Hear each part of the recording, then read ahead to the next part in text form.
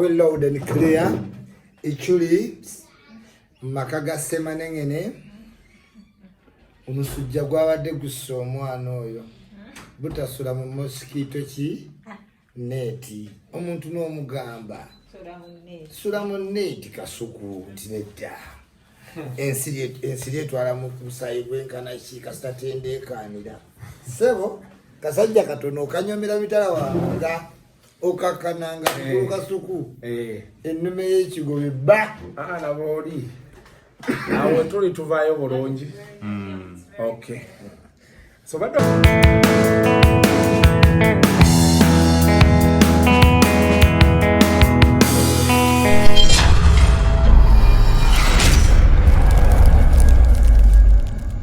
ensiri eyinza kunywa musaayi gwenkana ki enywegende nomwe akasuku sebo kananga ensiri sebo temezza omusajja ebisuyu omanyi ne babiyita akasuku mu Luganda bisuyu bino ekyoyita ebisuyu bitera okujja ng'omusujja gugenda gukuvaamu era kati esayini eraga nti owona. Abali eyo mwenna abamisinze Semanengene mukole buli kyetaagisa, tukola buli kyetaagisa obutaviibwako bantu ba mugaso. Abantu ab'amaanyi tewaba nsiitaano. Omusujja guyinza okugiraawo mu by'okusaaga abantu ab'amaanyi naye ng'owulira otya akasuku ngena ntereera kati onakola leero gogenda mulwadde kasuku owulira otya? Mwenna abatulaba ku Kasuku live, subscribe, like, comment. Temubuuka bulango and share. Ate nga mbajjukiza Ajani Haji Jafari Nakisunga akolera ddala ku bintu nga bikulemye mu bufumbo osiriza entamu okitegeera ebyo najja abitereeza bufumbo buyuuga oyagala kgenda Abu Dhabi oba Dubai abitereeza bw'omala okutereeza nozza omuzigo sikakubyako. Enamba yeyiyo enamba eri 0700 398 888 0700 888. Actually womala 0700 owandika 39 ne 8 Haji Jafari Nakisunga yeyeka inenya enamba enyangu n'okujjanjaba okwangu. Walonde musajja wa Home Connect. Home Connect Properties bebaguze ettaka mu bendo lya Wakiso Mukono ne Kampala Kwentebe Road $275 usaidize nasa na baliko Equal Opportunity Bank ate obasanga ne baguze ettaka kuva ku $15 25 5 10 ne bakuwa ekyapa kyo n'okusasula kempola bakikkiriza ne mukkanya balina ne system ennungi ekwataganya ne banka yo yo ne gwe n'obanga osasula mu banka bo ne bakuwa ekyapa. Aba Home Connect Properties basangibwa ku Mabirizi Complex level 7. Waliwo abasajja ba Octopus Company mubamanyi? Octopus Company bali wano Kawempe. Bali Kawempe awo. Bampitako naye ne batanzirira ne mutakwatagana awo kitegeeza kalamu bakakumye bampitako. Octopus Company bampa ssente zaabwe naye bambadde bubi ebiseera ebyo balina hampa gye batambuza. Bakola ebintu nga sanitizer bakola ebintu bingi bampako ne ku gundi yaabwe oba hampa madam bali Kawempe awo n'agituleetera mu motoka awo njibalage ne bannaffe ba Newmans be bakolera bu crisps mu bintu bya Uganda nga gonja amatooke n'ogafuna mu buntu bwe twegomba buno obuveera mu buveera bwe tulya mu office flights ku long distance babayita ba Newmans balina n'obunyeebwa obukalirira obulungi obwokye. Newmans potato crisps, Newmans cashew nuts, Newmans binyeebwa. Yes. Balina buno obuntu obuyita batya snacks obwalinganga bukawo. Obuntu babuyita batya bwalinga bukawo. Nirabira erinnya lyabyo naye nga Newmans balina ebintu bingi nnyo. Olwaleero nza kubya obulango bwa muganda wange Kasuku oluvannyuma lw'okuba ng'alina ebisuyu omusujja gufuluma kikuba nnyo ojakiriza engeri gy'okireetamu. Omanyi bino ebintu edda waliwo sister wange Westin ne Ivan bali bakomawo okuva ya America alo guy bamuyita Brian Mourinho kati yakujaja ne sister we kati bava ku omanyi obudde ku nnyonyi ku kisaawa wabweru nga nzimbye akantu wano omwana agamba nina happies ozimanyi ewa bagamba obebeera wa STI oba biki neffe wano ozimba akantu wano ne biki era omwana teyayogerako nange ngamba nina happies nange juzi bagenda okunyiga massage ne banyiga bati omanyi omuntu bonyiga mu nnyindo obweru ne bagamba Isima Kasoga tukujje mu Whitehead ningamba Whitehead kiki Basajja abaspa tulina n'abasajja afa wa Arapex Style Adhesive Style Adhesive bakuweereza sementi akwata obulungi tayiro n'ogitambulirako nga tekola kiki ezo tayiro muzimanyi. Style Adhesive ye sementi oli gwe tutabuza n'otuuzaako tayiro n'oyisaako ekigere wadde oyina enkyakya nga terina kanyeenya wadde. So beera ng'obeefunira bano bonna betwogerako ogenda kubalaba nga bayita waawo then finally tulina basajja afa ba Dembe Distributors sebakola septic bamata yogurt cheese ekitegeera mubadde wakaliza mu septic tank wano bate wayingolanga ba diaphragm something like that bano ba Dembe Distributors bakolera ddala mu mata yogurt cheese gosobola okwenyumirizaamu omulungi ennyo ate nga bekinga omubiri gwa healthy nobeera nga bw'omunywa tewali kakyamu konna ali certified by the National Bureau of Standards. Anyway tusookerewa kati wano tetusobola kukola mirembe abaana ndowooza obawulira but anyway regardless we move. Yes. Now musajja okeiza nkubiddeko ku macha wano nampeereza ku bifaananyi ali Santon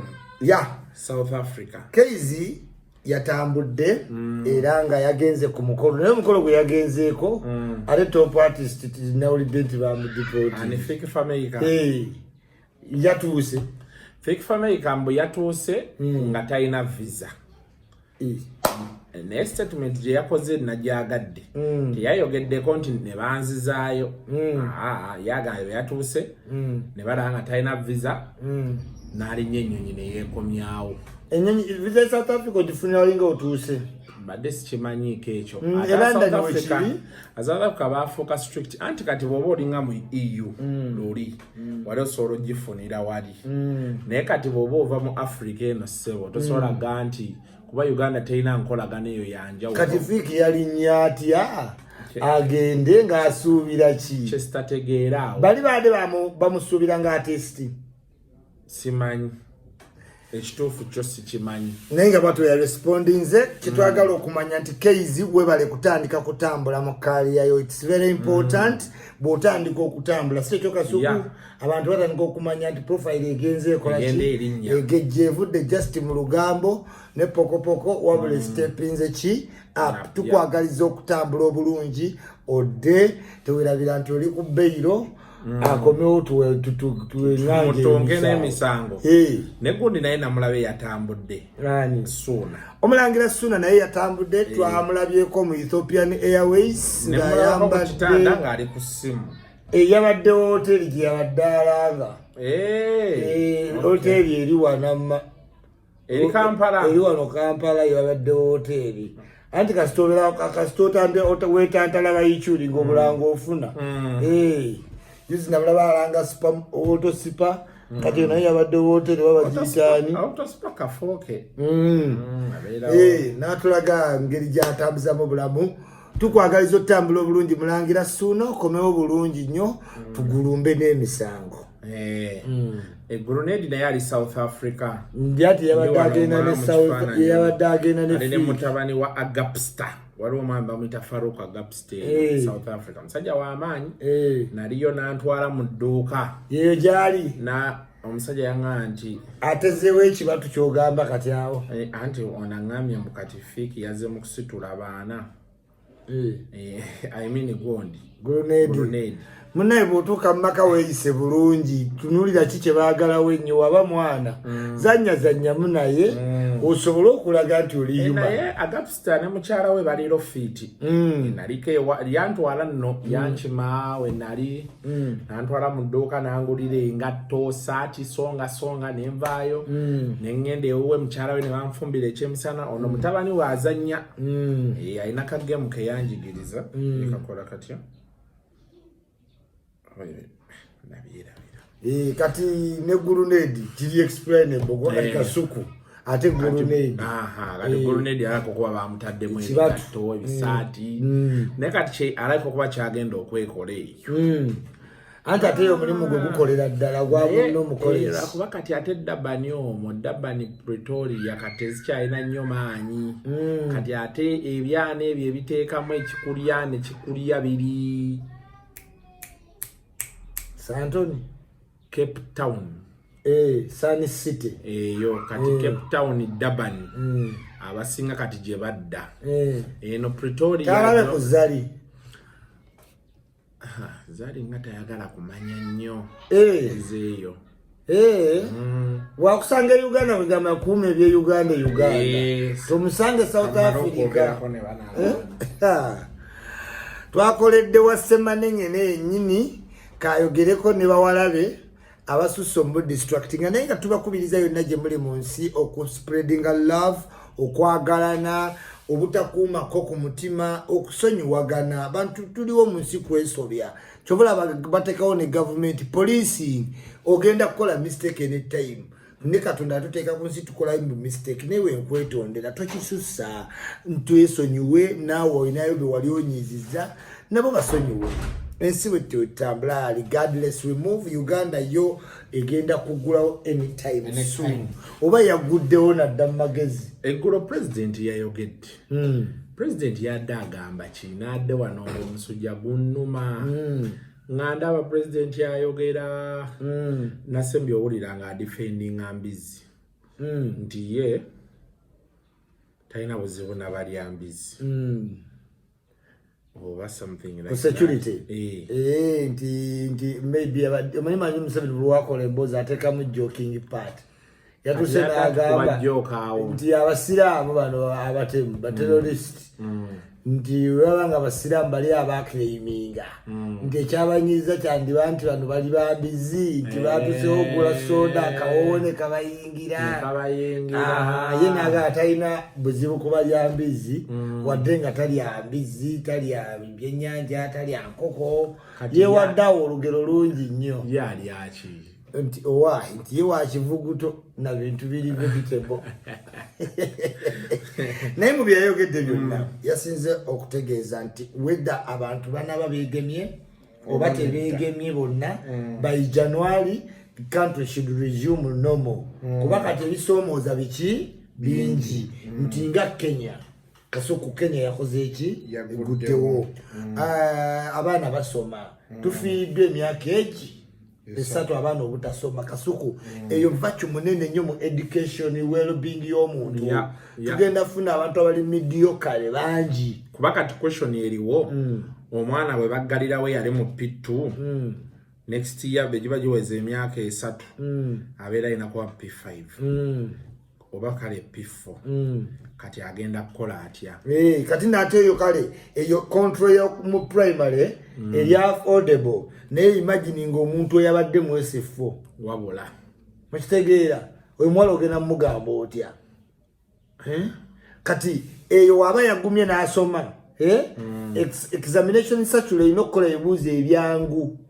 olaba mediocre wagenda okujja mu graduation omuntu wa graduating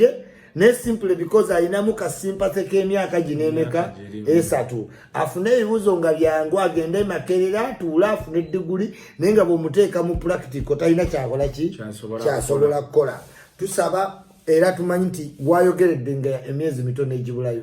tubadde tubonaabonolwa abasomesa basuku abasomesa babonyeebonye abasinga tebagenda kudda by the way issues ziringa bbiri one ministry erina okudraftinga curriculum gye baliko tenaggwa nekola for at least the next 5 years because kati jjukira luli waliwo abaali mu P5 ne bakola P7 okitegedde bo ne baga nti mukisa guzze katukole kati ne wabaawo abalala abatakolera ddala bibuuzo naye yatuuka n'akwata ku bagambye atalina diguli yeesonyiwa ebyobusomesa okiraba kati jjukira ate waliwo omusomesa atagenda kukomawo nga yakwata ku booda ye n'agivuga. Waliwo ali wano kwa Kasiya Moolo atunda paani omusabike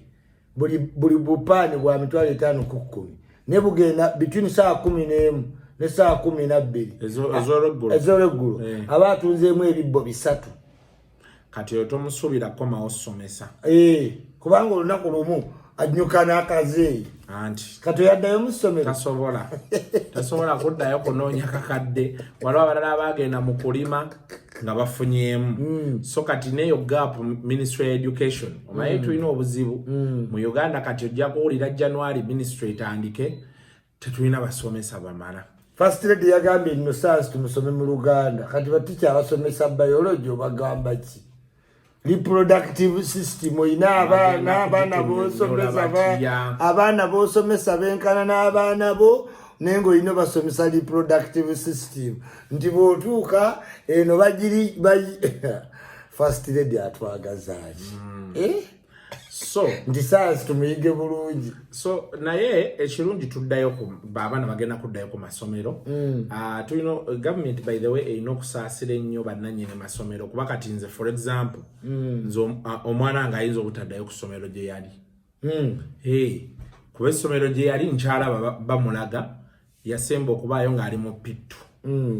kati ndaba ate balanga P3 nti gy'alina okubaamu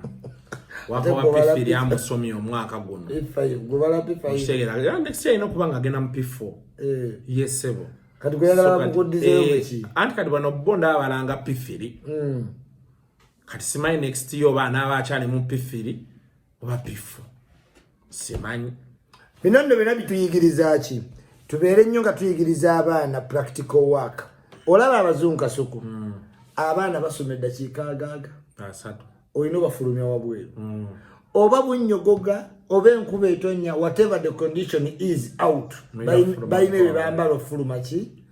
naye abaana abazungu bakuyigiriza after lunch baba bayiga kusonga sokisi nez'omu winter sikaafu ow'amadinda omubazzi olina oba ne practical ki something on your side tetusobola kweyongerayo kusoma ebintu bya Vasco da Gama Archimedes principle simanya American playlist nosoma ebintu ebite Mansa Musa ebitaleeta wadde sente ne meaning nosula ng'osoma ebintu ebitalina muki mugaso nesenga omuntu asula omanyi claying okubumba kasuku omanyi sente ziri kubumba ebweru mpitirivu omuntu okola obabumbira ne tutine clay abaana bamanyi obbumba naye amaanyi gabagwa mbabumba bino ebintu ebigendamu ebimuli byokka yes anyway ebintu byo si byangu but ekirungi bagenda kuggulawo kyokka nze kyenjagala osaba preparations zibeewo because the president ayogedde leero we don't want a situation where in January people are telling us we are not prepared oba okitegeera nalabyeko campaign oba yabadde ya what investment eri to 300 billion nga bayamba small investments up to $30 nabirabyeko ku TV abazifuna babeera balala anti olinayo omunaku gw'omanya azifuna emitendera gye batadde walefunda sente nze nagobako okufuna looni y'abavubuka mu Centenary Bank awo ne batuuka n'okunzijukiza nti nalyako koloni njibuzaako oba emitwalo 2 oba 12 nengera nenzisasula mu Stanbic ze baali bammanja ne bandaga cleared oba hoteli bangamba ndeete biki nga waika nesonyiwe looni y'abavubuka myaka nno gy'amabega nalina emyaka oba nga 25 naye bansaba ebintu okutegeera kati ne weebuuza anti kyengamba ng'ate ndi muvubuka kati ne neebuuza olaba nze kasuku nemereddwa nali ku branch yawe erubaga ku church nga gaya nkolako mmanyina bulungi tuseka nga njagala looni njagala miliyoni 2 ne bantambuza ne banziza eri nembeesonyiwa nembavaako N'ebbugu mungalize oliwulira akasuku omusujja gwe kugenda kuvaamu ugenda gonfuluma naye embeera yonna eri stade baba kanfune kewujja but meanwhile show UCC show yagambye tezikomawo ku ssaawa 2 adaptation mu nsi gye eri kasuku nagamba straka baamulabanga ssaawa 7 the most important thing is time Bannayuganda balina time bakeerawa wana waliwo abantu abakola night shift e Uganda mirimu mitono wegiba gyegiri tetulina night shift ate tetulina nnyo emirimu giri mu system ti abantu bonna bali mu civil service kati omuntu wa private sector atuuka ku mulimu mu budde wakati w'essaawa 3 n'ebbiri kitundu ne kunyakola ki what am I trying to say nti e Uganda abantu balina obudde obulaba TV mpaka ssaawa 8 naye bakamwenda mukaaga bajja mulaba anti naye nze kinadde mbagamba n'agambye ne mbagamba nti kati challenge eriwo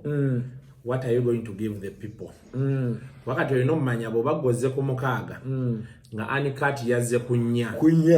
olina okukola ekyenjawulo tosobola kubanga oleeta mawulire geegamu ate gwe nojja 2 hours after kasuku kati saa mukaaga ne mugaa Jackster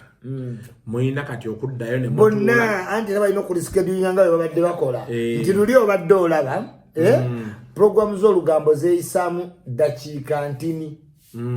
wakati roundabout ebadde yakwata saa 10 kati yo nga yeesookawo then zino endala nga zibeerawo era nazo 9-10 naye nga si z'amaanyi awo roundabout yebadde eriwo yokka ey'amaanyi evuganya paka ku after 5 live wire ne anikati ne ziryoka zijja nze kye nayagadde reality check kati eriwo eryemu ekisooka abantu betwajja mu bintu bino ebya presenting eyo ya TV ne radio bwe byajja abantu ne balowooza kyangu nze in fact namuwala wa sister wange omu addeko yusiyo eyo yali agenda mu byamawulire ne mugamba omanyi nze I would advise you tojja kwa naye ng'agamba njagala kubeera presenter nga ggwe ne mugamba nti ekintu ky'okuba presenter abantu bakinafuyiza nnyo buli muntu ali eyo yalowooza asobola okubeera presenter kati osanga omuntu talina fact yonna naye ng'akola lugambo there's some point w'otuuka kale n'okonkalingamu n'abayimbi nti oba kuba waliwo omuyimbi omu gwe nali njogera naye nanga akasuku tusobola otegeera ggwe ng'otulinnyirira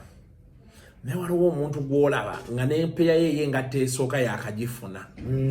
naye nga naye ali kugwakola ki alinyirira so kati challenge eriwo ssaawa eno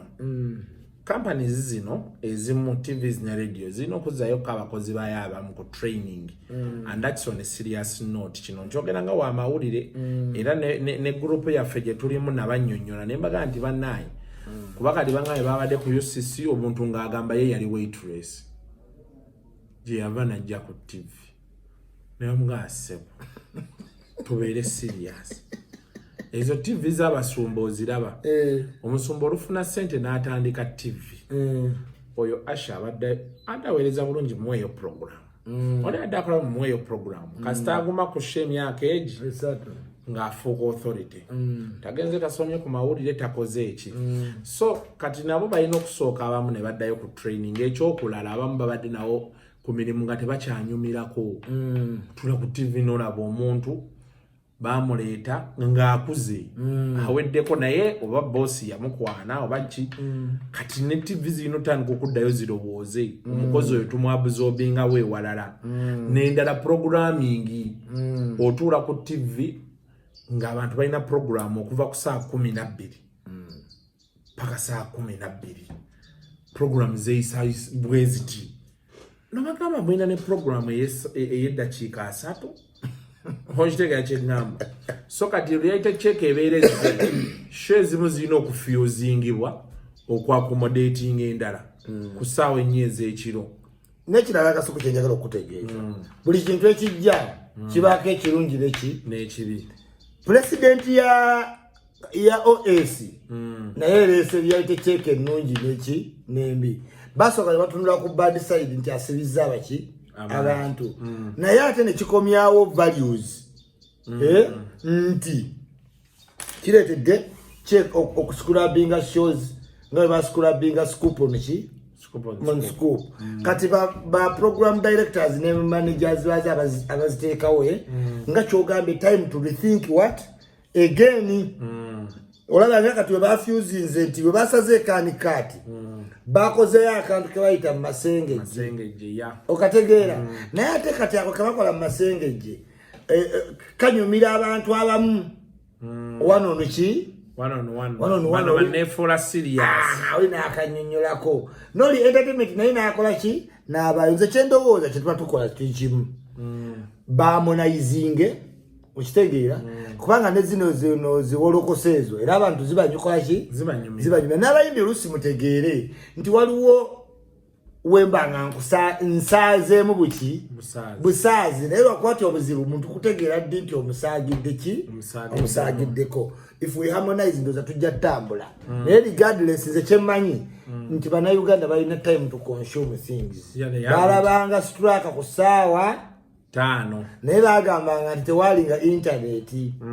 naye ate nakati wadde waliwo intaneti bagandire tv zalinga ntini kasuku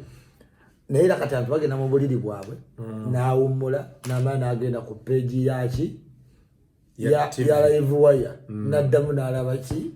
live wire oyo naye nze ndowooza ne programming kati abantu kibadde reality check about programming because the truth is ku tvs ne radios ezisinga the programming is lacking ne duplication ebintu badolaba byebimu buli omu alowooza morning shay natandika 12 eggwe ku 4 okitegeera buli omu kyalowooza which for me doesn't make sense okitegeera kyegamba buli omu alowooza enkoze nti obanga kasuku naye kasuku gwa bitandika wabwo tebakutte ebintu ebyo abantu okuguma nti oyinza okuddawo n'okusizinga ba celebrity anti nze olinga kukowa values anti kati kyolina omumanya tuyinza okwaffe we twabikolera abantu baali tebannalabuka nnyo bannaffe abasajja twabakuba naye ffe anyway at the time we twajjira waaliwo embeera nti twali twetaaga okukyusaamu abasajja baali bazibu abasajja nga balwana nga beefukira omusajja nga kusanga ssebo nakwata akandooya eyo Jinja Road eyo ssebo nga tekwata ku bayimbi bamu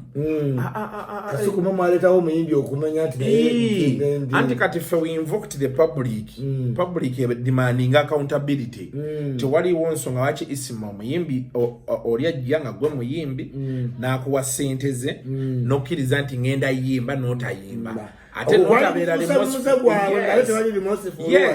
nga ku motoka tebagala tekako number plate empale bazisibire eno wansi batambula bafuka ku kkubo balwana okitegeera kati ffe ne tubalayininga naye ndowooza batuuse ne bakoowa ne bagamba bannaayi alignment tuwulira esusseemukko oba mulwa okukivaamu ne muddayo ne mukolagana nabo ku personal level bana abapya kibawadde livire gyolowooza nti bana abato tebasaana mwogerawo kuba aluddewo nnyo kuba nkawulira nnyo ndudde mweno industry gwane anjogerako okitegeera okushootingira ewako obonaabona kati agijjeeyo agitwala wa you give me bring bannange leero kuno okubonaabona kwena okay you go okitegeere kasuku nti omusajja yali atya kasuku nti amukulitisayizinga bwaddayo ne batuuka nga balya bonna ku Serena bonna bavuga Lexus wali otambala nali okutambala fena tulyoke simba muletedde abayimbi okulowooza nti bano ba young journalist they are just too little to talk about their names nedda nze ndowooza kati embeera omanyi waliwo batuuka ne bagaa nti omuntu bw'omulaba ng'afukamidde omuleka kwa abantu bangambye isima ng'abantu tebagamba ku batooka and tooko bo babatya kubanga bannaabwe kati bali mu same levels. Anti kati toka ntokushate yeko ekikubuulira mu mazima n'okiraba sikusudiya ye kikunyonyola fact ku fact okitegera kyegamba. But of course ne experience naye matalinga zino zibadde zisusse okwongeramu omunyu simanyi but of course ne experience matalinga is morose because after you be around for 10 years you can't be on the same level as someone who has been around 5 years oba okitegera kyegamba naye kati anti nze n'ekirala kyendowooza personally abayimbi bafukamidde ng'ogyeko okubeera nti nno babadde tebakyakola ne music tebakyayina abasajja bakaddiye kati balina zifamire kati nabo bawulira buli w'omulinnya omwana we n'akola ku TV wali obeera omuyitiriddeko nnyo obufunze tulina okweddako nakyo kisoboka netubeera humans abasinga abacomplaininga ekyo nakyo kale nakyo kisoboka naye abasinga abacomplaininga tebasoma nnyo they are illiterate. Naye muntu waba illiterate tekimuggyako emotion ebaamu naye they don't know how to handle it, how to bottle it and all. Anyway bingi nnyo oyagala omuntu adde yasomewo ku bottlinga emotion otandise ebintu byakyamagero simanyi naye there is also the beat eyokubeera nti you learn how you move in the industry. Naye waliwo n'abayimbi ennaku ekibozo ekyali kitambula nga abayimbi bagaa nti bano ba entertainment journalists kati balwanira space nabo anti omanyi ekizeewo obwasita bwalinga ku muyimbi okimanyi nti kati ne kameramaani afuuka sita so long as you brand yourself mu mulimu gwo ofuukiramu owaki kati ekyaleetawo ne entertainment journalist beeyawule ku bali ba journalist abalala because bo basobola ofuuka ba celebrity kuba kasuku celebrity ate journalist nti waliwo omunamawulire atuuka nga celebrity nnyo ku muyimbi kati nga bagamba ekituufu nawe nali abayimbi nga bagamba kati golaba kasuku gwe wadde otukuba naye space yo gimanyi tetukusangasanga mu bibaala toyambala bibulingi waliwo abantu ababeefaananyiriza naye kati waliwo abamawulire abali batandise okugamba nze ndi wamanyi n'okusinga oyo omuyimbi nze ndi wa tabu kibaawo mu bamanaja bambala biki oluusi kibaawo mu bamanaja w'omuyimbi naye nayagala afuuke muki celebrity oba n'omunamawulire n'atuuka n'ayagala afuuke nnyo ki serebu nga bamuwaana enduulu kasuku teri kibi nga nduulu abayimbi awo obuzibu bwe bwasinga okuva naye kyenjagala okugamba abamawulire bulijjo kyembagamba stick to your job kyekisooka ekyokubiri uno omulimu temuli ba mikwano naye kati kasuku nkole ntya nga nfuuse journalist owakabi nefuuka popular nenange ntandika okulanga erinnya lyange litumbuka nenkola okwa journalist nga wentambuza n'erinnya lyange kyoba olina omanya kiri kimu there is what they call egos mukitegeera abayimbi nze no omuyimbi actually yali mukwano gwange nno ddala naye kyatulemaganya kubanga akyandabira wali we yandabiranga nga njali kiyenje kati buli wansanga omanyi gwe kano kati awo ne tulemagana nga aganya okwagodinga kati yagana okutegeera nti kati kasuku atambudde nti ne wakubira essimu ayagala kugamba njagala okola kino bekiti ne bekito kitegeera mu kifo kyokugamba nti omanyi mbadde nina ekintu kino olowooza otya ng'omuntu omulala be yandikoze eki yasigala akyakulabira wali kati nti gofeedinga off ye kati kyekimu ne wano gwekola mulimu gwo the moment you begin fighting for space n'abayimbi bagenda tandika okukulaba kasita abantu otandika the best of kasuku n'otegeka ekivvulu bekijjuza beekiti ne bamanya kasuku atandise okujja mu space yaffe n'otandika okwekubisa zi posta oteekayo ku Facebook ogamba simaya the king of biki eyo beebityo abayimbi nga bamanya nti ono nayaze mu area kubanga oba ogenze mu bisaawe na theatre mwe basololeza era biggest problem ebaddewo yeeyo abantu abasinga bo babadde bagamba abayimbi nze mbadde nga njogera nabo abamu nga baga nti kasuku obuzibu bwe tusinza okufuna kati abamawulire bano abazze ate baagala kuba basereebo nga ffe ate tusobola kubeera n'abasereebo ba mirundi ebiri mu kifo kimu balina okusalawo oba bali mu mawulire oba basereebo mulwanyise nga manyi sereebu dani mulwanyisa ate neyeprotectinga mu journalism kati ate abalala bagamba mbu bw'otuuka badde baganja kwabya nsobola okusuula nga bamu mbu boogera amawulire abamanya ebyama by'omuyimbi ate kati omuyimbi ezaako so then of course ekirala ndowooza n'obubadi bubadde bususse kuba abamawulire abamu baŋŋaa kati waliwo oyo aleekaana nze juzi yansasula tukole akabadi biki emugaa kati muganda wange mwawe mwatuukira ddala mukuba katimba ddi okitegeera nze mpulirayo embadi sirimanyi bulungi embadi weeriyo yangaji kuba kati olina okwerwanako nante kati balina okutegeera nti bulijjo bebadde bagamba nti bambadi kati saawa eno bebakola ki bebabalwanyisa nze nina abantu nga basatu benalaba nga tv zibateereddewo omugongo nnyo actually I will be sincere with you nga anikati yebateereddewo omugongo nga tv endala zaabagoba naye nga bali okwo sibo nga bavumirira anikati ate nga bavumirira anikati ebadde ng'ebateekawo nga yebayimirizaawo nga bakuba naye amasimu naye nga bali nga babakyaza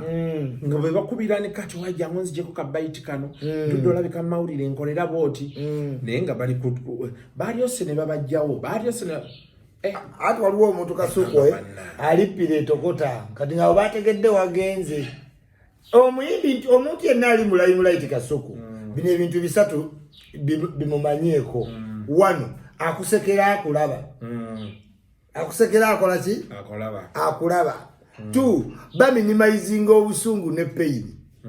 ekitegeera nze mbakuba ku live ne mbasanga ne tuseka ne sikiringa naye kubamba nkimanyi mulimu mutima ddala tali mu kuseka you get that so kati ebintu webiri nnyo pretense omuntu bangi abayimbi obalaba bekuba ebifaananyi nga teboogera naye balaba kamera oh my god you are lost how is music and you are fun kugondi ya spice awo nenga abamu nembala naliko nawo nga bavuma spice ne bamuyiwa ebinnyo spice ekibiki naye sawa nga wali bamugwa mu kifo jakwe bakimuzaako but anyway kati anti nze olusi bengamba abamawulire nga nti eno business ejjudde intrigue but you need to know how do I play the politics of this business kyakola nze nagaanira eno kati gwe buli lwosala nojja eno gyendi gwoba onneetaaga nze mba sina kyenkwetaaza okitegeera kyeggamba so anyway naye abantu balina okunoonya ddala aba programs managers definitely jobs are going to be lost. Yes, heads are going to roll. And heads will roll, but you need to, at its time, follow back a position. Nagabye kaizi. Wetaaga kati wetaaga obeere ne radio ki program station nga olaba Zara Toto amala n'afuuka DJ Zato eriko next radio. Buli wobeera ku media funayo radio ki station gy'omalira kuba bana Uganda bawulira nnyo radio babeera mu jjaamu babeera mu kati ofunayo radio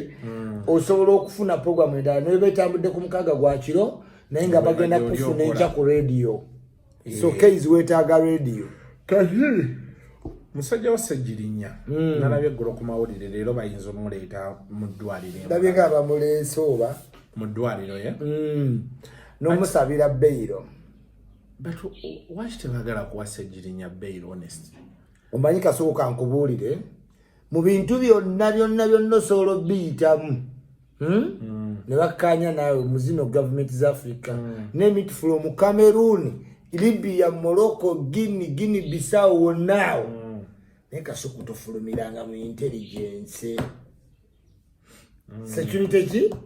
intelligence kasuku security intelligence ne babagamba biki ne bogamba nti ogenze noonya obvious corpus ne bogamba nti nogenze matters of national security nga si police nti noziza musango naye security agency nti yeyagala kasuku kiba kirala nnyo mu gavumenti zino ezaki eza Africa kubanga first of all bali siro mu kunoonya intelligence 2 they take their time bayinza okutereka emyaka egi ne bagala Kasuku tuzudde tolina muki musango nogaba nange after 2 years 2 years wallahi Ssejinya ba namulalo yawanika okugulu nga bamukubye nnyo ate bamukubye mwaso w'ekigere abadde mupinga amanyidde tambulira mu ngatto manyi sementi w'emusiwe w'omukomera nedda ezo si kiroko Kasuku bayinza okuba nga balina engeri gye babadde bamunyigamu endala kuba ye yalaga okugulu baati fena tumanyi nti poliisi abo abasajja batokyalinga tebatera kusukka mugongo na buno bukongovu lwe baba baali bakutte baagala nnyo buki joyinako sigamba nti si kituufu saagala kulowooza kukkiriza nti ezo tokya ekitegeera nga zangula bamukwata n'amagalo ne basuna ebigere wansi kisoboka nagendako nakasero wallahi nga baseeka tebakyaswala Kasuku nga tutudde nakasero mu masigiti seeka n'asituka n'asitula ekkanzu n'atulaga amanyuma gonna nga bagwokya paasi nga takyayina nsonyi omanyi masigidi ng'etudde ku Friday wallahi baseeka basituka nakasero so bwe kiba nga tokyawo weetuuse Kasuku nafuuse mulwanyirizi wa ddembe yo nale gambye kuva ku byenkoze byonna Kasuku ngenda kufuuka human rights activist okulwanirira eddembe ly'abantu njagala Sseggenya bamujjanjabe buki bulungi ate bamulete mu kooti proceedings zigende mu maaso tuzimanye okitegeera bw'abanga Sseggenya abadde ku espionage ng'asipayinga ku ggwanga lyaffe bw'abanga badde afuna ssente mu nsi endala okuleetawo okujjako gavumenti tukimanye bamukondeminge afune due verdict emugenderako baneme mumucunya naye waliwo kituyita bad image obadde ogambye bwe yali MP yatambulanga nnyo ngambye engeri gyali MP babeera mu ngatto Sseggenya yavadde ekaddugala yakaba bw'alinnye ku seminti n'ebintu byekomera byonna ne bikomawo ne bituuka ekaddugala yalinga alima balinnye essenke batema bikata nagenza nga ebintu bigenda mu bigere naye saagala lulinga wutu nti oba osobola olwalira mu detention nofuna infection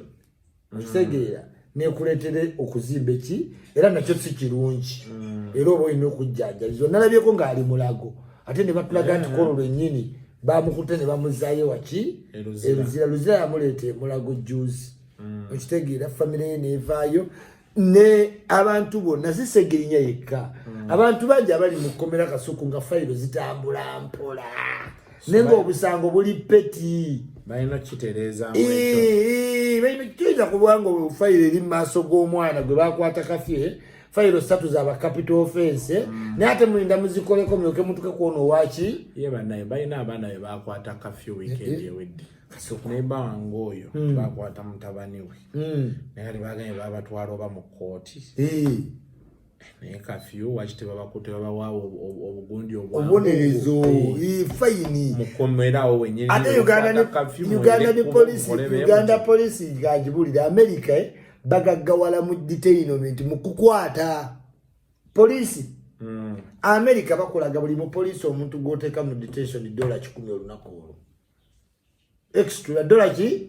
kyobola mu America oba wakakola nenge umpiwe yingira munda yenga afunye 10 oba bakuta mu next 4 minutes okitegedde kati nga ku kafyu kyandibadde kibonerezo nga kiri monitare tekiriiko kugenda walala wonna okukwata beyond kafyu $10,000 okitegedde ng'omuntu ove out nga gwolina ekyekumi kyo ng'okisasula nga gwatalina kya 10 weekubagiriza wekka mu mutima n'obwabanna emyezi 6 sijja gisobola kanzireyo ali gwe bagambe bugambi nti okukwata kafi 10 oba emyezi 4 ekitalya abapoliisi muleme nakoowa 10 okitegede Kasuku kintu kya kafi kyamma so kati wulira nze nekinnuma Kasuku ojja fayiro nebeera emabega w'aba capital offender aba bana ya mada rape land grabbing kati ngoli wa kafyu ninti bakyakola ku zino nogaba nange bano malongo process bagera basiba life ono wa just kafyu bakalogo yamanyi government tugisabe teke sente mubakola muki mu system bagitateyo kati system kasuku judiciary yes ne bakalogo asuka omuntu ne bamusiba olwo mwana gwe nawa sente mu detention age mu China yamusiba esatu bali bamwagaza in fact sinze kakalamu yamuwebi ne muwagumu age kasuku emitwale esatu ngamaze weekends bamujjako essimu ngagamba sente ziri ku mobile money ne bamujjako essimu ne bamukuuma weekends n'abawe emitwale egi ne bamuta kati ekyo kyesitaiza tegeera Uganda bwetu regardless we move ebyo ebintu byogera netekitegeera ddate tujja tambuza buki bulamu butambula okitegeera n'ebintu binabyo ku TV bya mirundi ebiri eyamazeeko enviiri waliwo diiru yaffe ya airport gye twasayininga n'abachina nendaba bino abakeberera ku airport covid kasuku ulira kankubuulire kati tuli kuki kyetuliko kiri bwekiti ekisinza obuzibu kasuku bwe kiba nti airport eyisiza nti okukebera ng'oyingidde doolaaga asatu wallahi kasuku bagera ne bongeza train card e Europe ne baanawunsinga kiro abazungu bakomplaininga baguleyo card na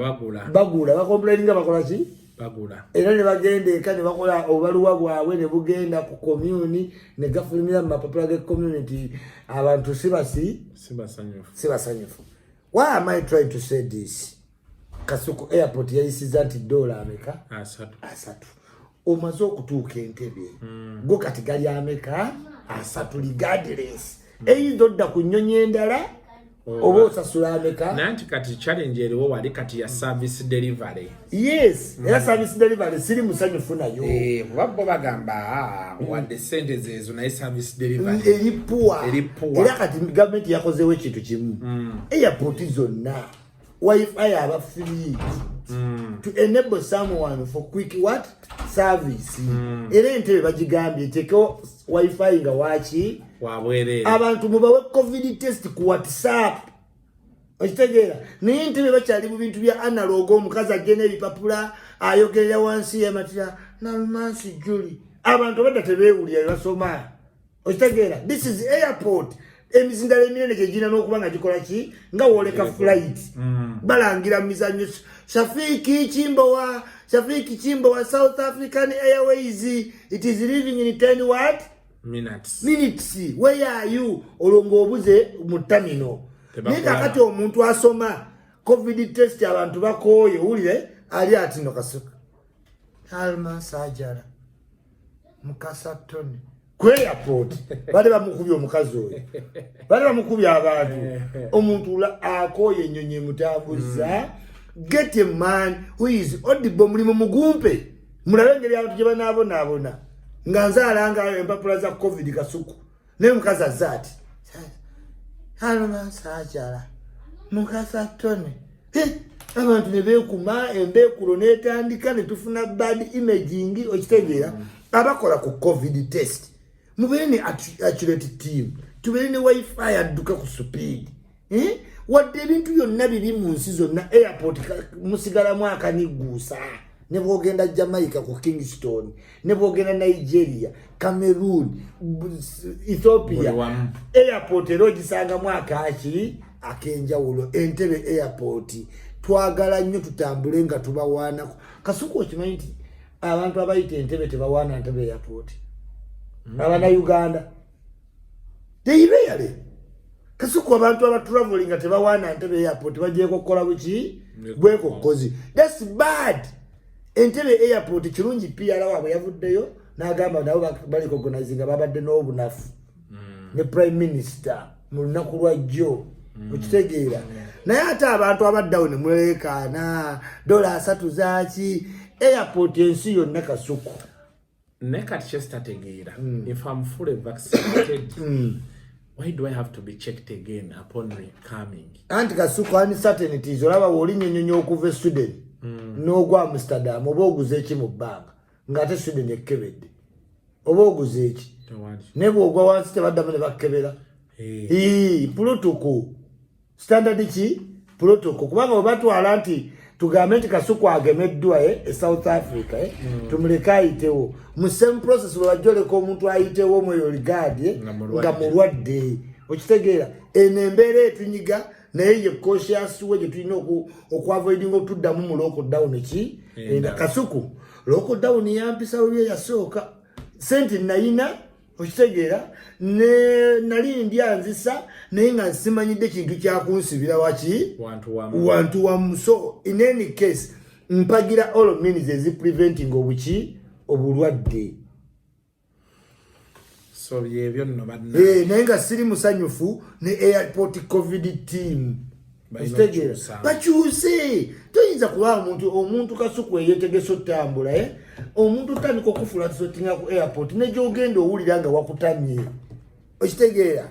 you should be comfortable sibula abantu bo ostressinga gundi test tenajja dduka eno ennyonyi edireyinza okitegeera muletera abantu abamu banene ayinza ofunirawo cardiac arrest heart attack high blood pressure okitegeera nalabye abantu nga abantu banyiivu nnyo tulina otuterezaamu kasita kirungi bakiricognizinze you should do better tunasukka waawo tubadde tetugenda sukkawo nnyo wano naye nga twebaza abantu mwenna abali mu love twagala okwagaza Lucky Mbabazi happy birthday mukulu Kanyomozine mwebala abazaalibwa amalungi Donizera naye yabadde n'amazaalibwa birthday yayitawo happy birthday naye lweyagiina ate lweyali ali mu ntalo za Precious Seremi tetwasobola muyozaayo Donizera nga yaviirayo nnyo omwana kiki Donizera manyi laavu eruma kati Donizera laavu yayitawo kati webalaba buno bulemi mu goma season empya eza kushona ozimanyi bakoze gomesi oba tojambalangamu olina engeri gyonyera kati kiremi kina ekyo kyanyumira ku mukolo balina obwokunywa buno obuvaamu omugga Donizera we yafumbirirwa bintu byali bya mirinda yafumbirwa dda takyajjukira na mukolo okitegeera kati awo tayinza kutakuviira era yatwala n'alaba kitwale ng'omukazi ow'ebbere ey'ettutu n'alaba omukazi ebbere lyagwa alina foreign soldiers alabe ku muwala w'ettutu kati buli lwayita agamba simanyi yasoose oba n'ettutu teribulamu ebyo ebyokkolima naye nga Donizera tukwagaliza birthday nnungi mu Vegas webale kukola ssente speaker apartment yagitabukidde nti omubbi bamusente esinze yamubba naye omubbi baali bamufuna newe yaviira wano bamugya eyo oba Arua ne bamuleeta bamugya Arua waliwo ebintu bye bajja Arua eyo kati kitegeeza Donizera balina omusasula simanyi sinamanya rolling yaabwe yamaliriza etya omuntu bamuwadde emyaka egi kati Donizera agamba nti kyeyakoze speaker apartment nkyasuzeeyo nze omwana yagiresa agikoze ati nekavumirimu baambasada bonnaawo simanyi maama John oba live yagirabye naye maama yakobya ne maama John fenna abakimayo scholarship kyatatukoze mwena yabarawundinzeko yalangidde n'alangira abayindi n'akolima n'agamba speaker apartment kiwaani n'amaliza abantu ya BMK hotel zokka bwe yaveeya nti yasula ku BMK house waggulu awo nti era talidda ku sipiiki mwamujubisa nti yeriko nga wali owa showbiz n'agenda naye kyeyalabye yagala era bamusasule naye nga kyonna kyekiri Donizera tukwagaliza obulamu obulungi w'oli n'abaana bo ki ekirala ekyamaanyi Manchester sigireeta naffe anti kummaani twamugobya aba Barcelona ewammwe tebagoba kooki oyo Ferguson tagoba akyawa sosi emikisa mingi naye owaayi omusajja we yadda ate kati yadda kulwana bulwanyi n'abaana baffe Ronaldo nga yali mukambwe ku guno yakuba ne taichi omupiira nga gutabuse nno omupiira ogwo gwammalamu nnyo amaanyi ndowooza gwe gwandeetera n'omusujja Kasuku gwa akabanga gwe gwakulwaza nga weetegeka nange bakube mu kirasiko weesunze nnyo naye naye kale fe transition yetutta fenna mu Barcelona na mu transition naye kasita kizi n'akwata ziti kasokwe fe tukkiririza mu baana bato abavudde mu B katulina nusi fati naye natya nga 0 first half naga nze nyongereyo okulaba omupiira nyize Kasuku nenzijako naye byatunaabiraba naye nga buli muntu ali eyo era bakyali bange Mary Flavia Namulindwa tukwagala nnyo abankubiddeko kuva ebweru waliyo omukyala eyo Namakula kano Sebagala teyakubidde yankubirako naŋŋamba kyetaagisa kyonna neŋŋamba tategedde nti obutunda bulina okujja kunanti neetaaga kyeki bannaye Kasuku atagenda kuwayo ekikiro nze alabirira mumanyi nze ayanguwa ku dduuka kati bannange sijja ategenda ku dduuka ngaye nti mutuwe tunaaleeta kyemuba mukola kintu kimu nga kyemukola bulijjo mu ssanyu ate mu bulwadde bakikolerewo oli ampeereza message Mr. Kasuku are you doing nsawo nyamba ompeeyo nnusu kakaaga bw'oba oyinamu ssebo tufune ku kyokulya ewaka naye embeera si nnungi Akasuku mulwadde kati simanyi ekitegeera gamba esigiina simanyi yaani Kasuku mulwadde ate tunayamba abantu tetujja mmalayo mwenna until next time we love you so much naye nga tubagamba mugende waji Jafari nakisunga kuyambe ku mikiso gende Dubai America kutereeza obufumbo obutaka obutasiriza ntamu n'obutayombayomba na baneiba omala ogenda okozesa densive cement okusiba tiles zinywere Tyler adhesive omala ogende ku Numan crisps ze bakola mugonja menvu n'obunywebwanywebwa obutambulira mu mmotoka ng'ovuga n'olema babboard mu traffic jam abo babayita ba Numans ate ani omulala tulina Dembe distributors bano balina amata yogurt cheese babikuleetera nga biriyerese ne wobikozesa obeggula emisana n'enkya tegayinaako buzibu Dembe distributors ne bakutuusako yogurt n'amata amalungi Home Connect Properties baguza ettaka mu bendo lya Wakiso Mukono ne Mpigi mu prices zitegerekeka nga bayinza n'okukwatako mpola bakuwa ekyapo osobola okukwagala ne banka yo ne mukkaanya bo ne bakuwa ekyapa bo ne banka nekola ki nekolera omulimu gwo bali ku Mabirizi Complex level 7 leero nze abadde atudde mu kifo ky'omukulu Kasuku Semanengene oluvannyuma lw'okubanga embeera tebadde buki bulungi va ku musujja guluma n'oba n'ekiwago ne gukambulinga omusajja yawoze bamuganywa kuji net tata kasnya kuji net akatunda net omusajja guluma bye bye